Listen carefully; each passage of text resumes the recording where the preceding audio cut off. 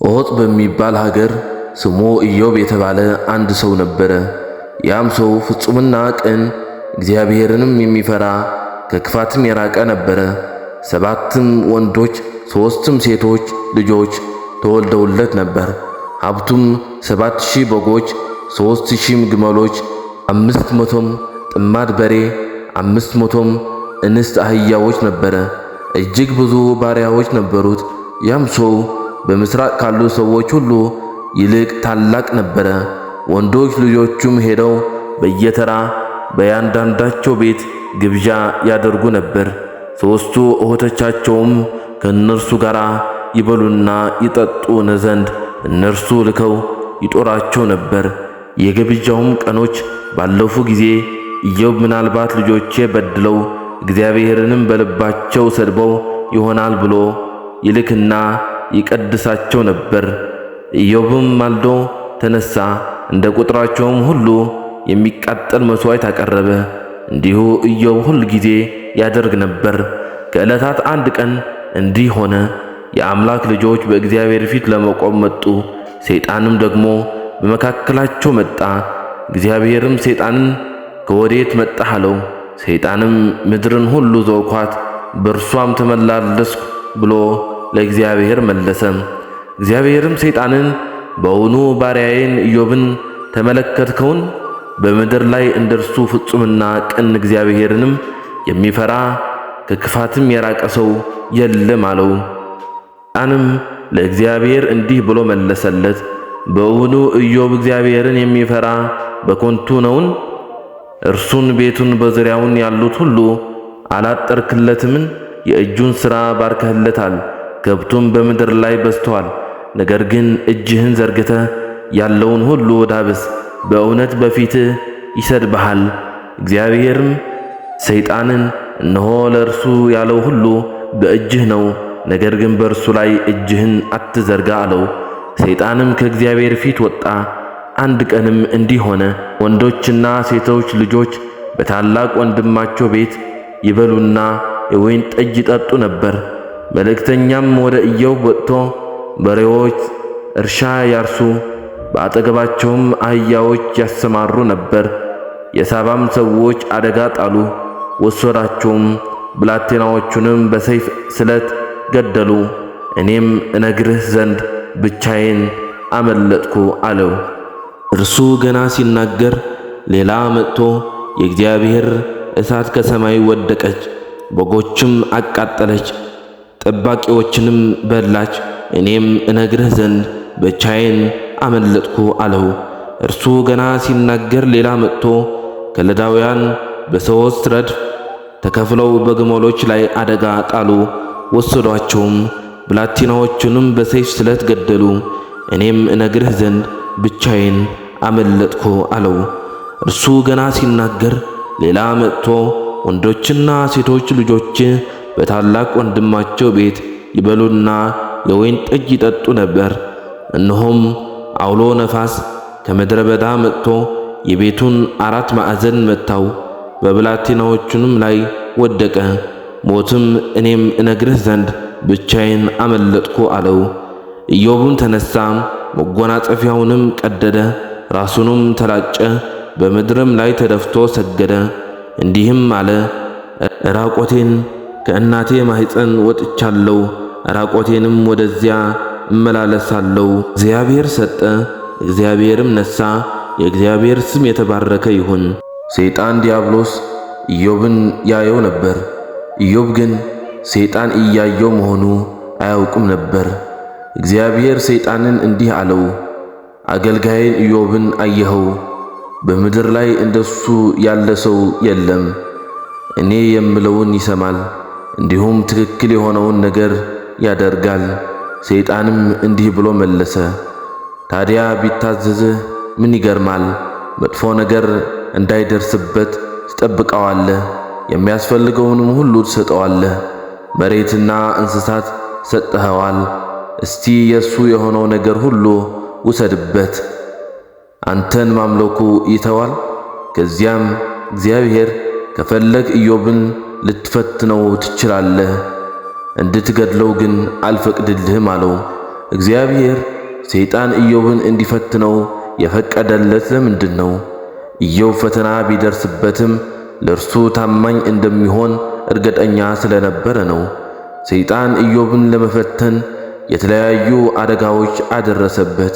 የመጀመሪያ ሳባውያን የሚባሉ ሰዎች ልኮ የኢዮብን ከብቶችና እህቶች እንዲወስዱበት አደረገ። ቀጥሎም የኢዮብ በጎች በእሳት ተቃጥሎ ሞቱ።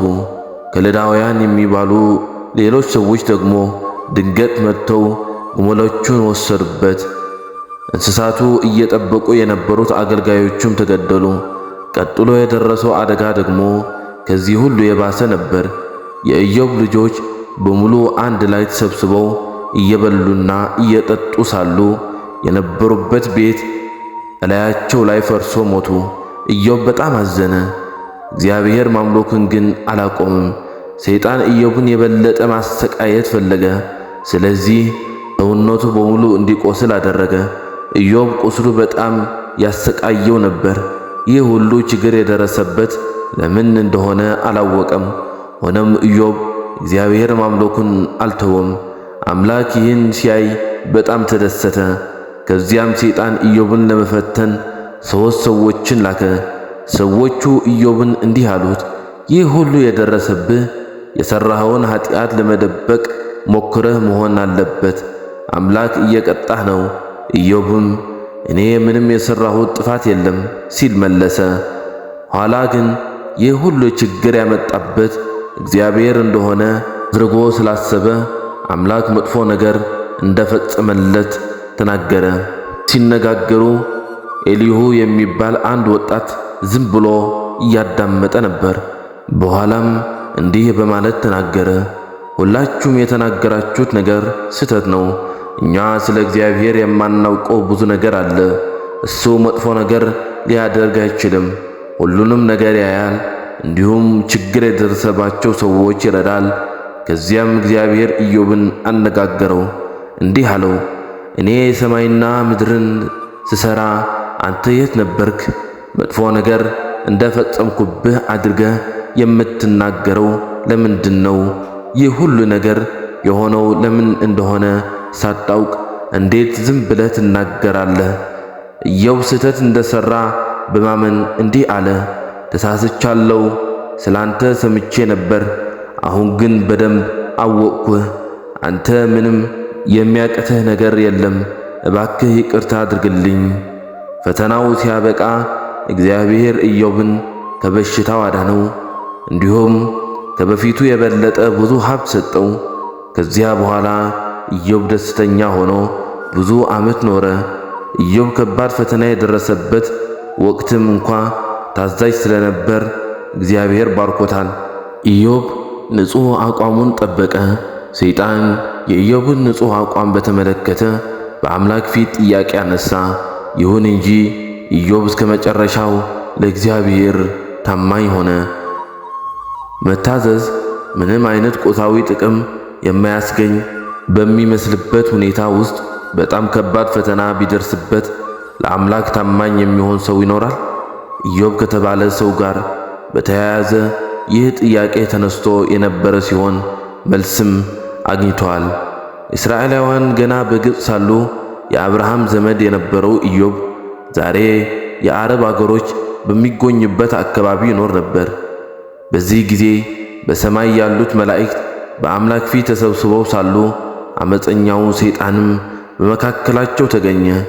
በሰማይ የተደረገው በዚህ ስብሰባ ላይ እግዚአብሔር በታማኝ አገልጋዩ በኢዮብ እንደሚተማመንበት ገለጸ። እንዲያውም እግዚአብሔር በምድር ላይ እንደ ኢዮብ ያለ ታማኝ ሰው እንደሌለ ተናገረ። ይሁን እንጂ ሰይጣን ኢዮብ አምላክን የሚያገለግለው ስለባረከውና ጥበቃ ስላደረገለት እንደሆነ ገለጸ። ሰይጣን ኢዮብ ያለውን ነገር ሁሉ ቢያጣ አምላክን እንደሚሰድብ ተናገረ።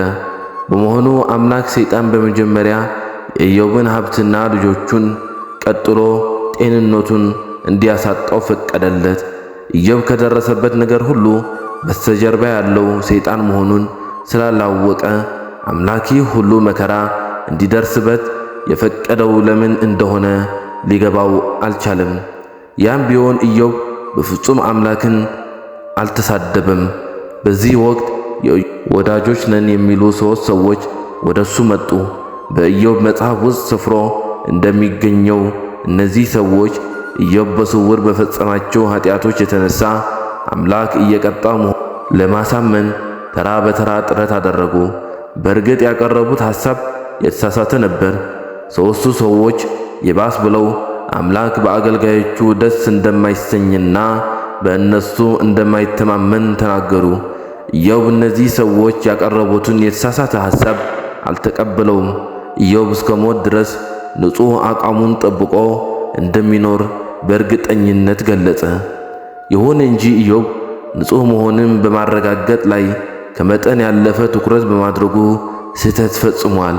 በኢዮብና በጓደኞቹ መካከል የተደረገው ክርክር ተጀምሮ እስኪያበቃ ሲያዳምጥ የቆየ ኤሊሁ የሚባል ወጣት መጨረሻ ሐሳቡን ተናገረ።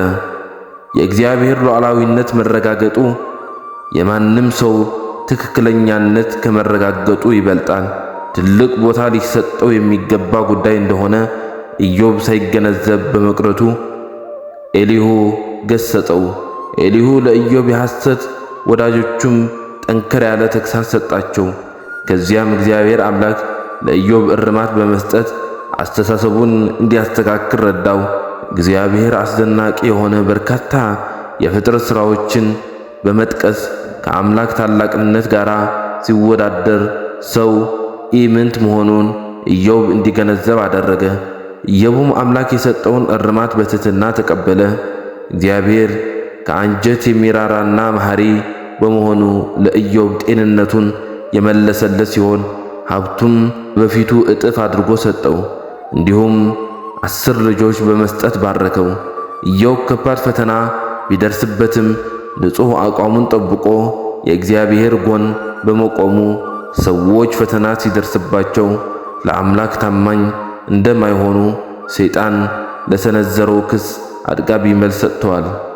ሰይጣን በወቅቱ በምድር ላይ ከነበሩ ሰዎች ሁሉ ይልቅ ነቀፋ የሌለበትና ፈሪሃ አምላክ የነበረው ኢዮብ አምላክን የሚያገለግለው ለጥቅሙ ሲል ብቻ እንደሆነ ሲናገር የማሰብ ችሎታ ያላቸው ፍጡራን በሙሉ አምላክን የሚያገለግሉበት ምክንያት ይኸው መሆኑን በተዘዋዋሪ መንገድ መግለጹ ነበር። በዚህ መንገድ ሰይጣን ሰው ንጹሕ አቋሙን በመጠበቅ ከእግዚአብሔር ጎን መቆም መቻሉ አጠያያቂ እንዲሆን አደረገ። ይህ ጉዳይ ሰይጣን የእግዚአብሔርን የመግዛት መብትና አገዛዙ ጽድቅ የሰፈነበት መሆኑ በተመለከተ በኤደን ውስጥ ያነሳው ጥያቄ ክፍል ነው። የኢዮብ መጽሐፍ የአምላክ ፍጥረታት ንጹሕ አቋማቸውን ጠብቀው የእግዚአብሔር ጎን በመቆም ለሉዓላዊነቱ መረጋገጥ አስተዋጽኦ ማበርከት እንደሚችሉ ያመለክታል።